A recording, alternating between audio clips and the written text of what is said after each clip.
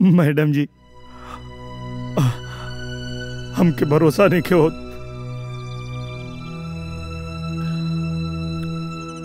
हम कैसे आपके बताई हमके कितना खुशी हो रहा बा। सपना है या हकीकत कैसे यकीन करूं। दिल में बची है खलबली किसको बयां करूं। हसरत थी दिल में खूबसूरत महबूबा मिले मुझसे करे प्यार उससे मेरी जरूरत हो। अब मिल गई हैं आप तो बस इतना कहूंगा कि इस प्यार को इज्जत मिले। कुछ ऐसा करूंगा। आई लव यू मैडम जी। आई लव यू।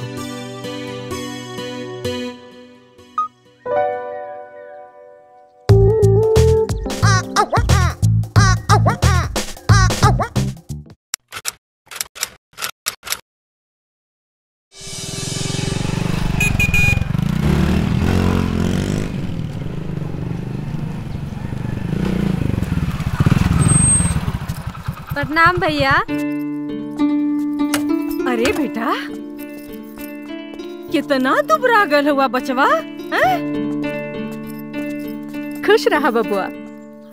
अरे खुश रहा। वहाँ खाए हुए के नहीं मिलत रहला का रे? अरे खाए के मिलत रहला माई हमार मन वहाँ ना लगत रहला। अब थाना मिल गइल बा ना अब अपने आप हम ठीक हो जाए। अरे देवर जी थाना मिल गइल बा बहुत खुशी के बात बा। बाकी अब जल्दी घर में एगो देवरानी चाहिए। हाँ अच्छा अरे काम को कितना थाक गेल बाड़ू का कि देवरानी खातिर इतना उकताइल बाड़ू।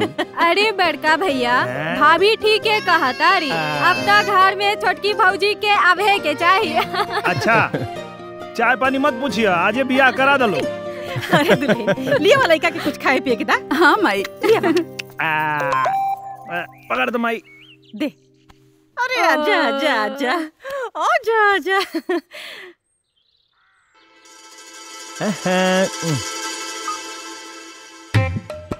अरे भैया ये तो बहुत बढ़िया मोबाइल बा हमरा के चाहिए। तोरा के ऐसा लिया दे मोबाइल ना हमरा के यह मोबाइल चाहिए। अरे क्यों देले बा हमके गिफ्ट हम तो के नहीं दे सकत। माई बोला ना।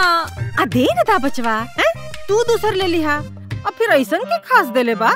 अरे कैसे तोहनी लोग के बताई हम।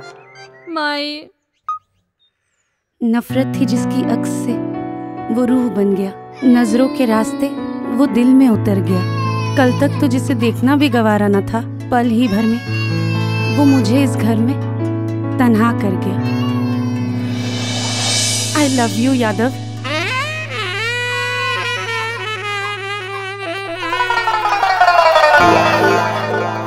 माई चाय तैयार बा। गई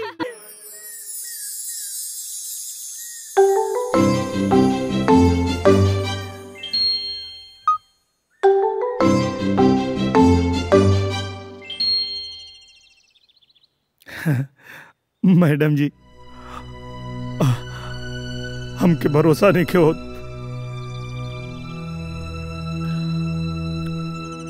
हम कैसे आपके बताई हमके कितना खुशी हो रहा बा।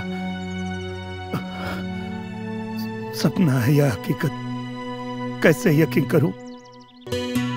दिल में बची है खलबली किसको बयां करूं। हसरत थी दिल में खूबसूरत महबूबा मिले मुझसे करे प्यार उससे मेरी जरूरत हो। अब मिल गई हैं आप तो बस इतना कहूंगा कि इस प्यार को इज्जत मिले। कुछ ऐसा करूंगा। आई लव यू मैडम जी। आई लव यू।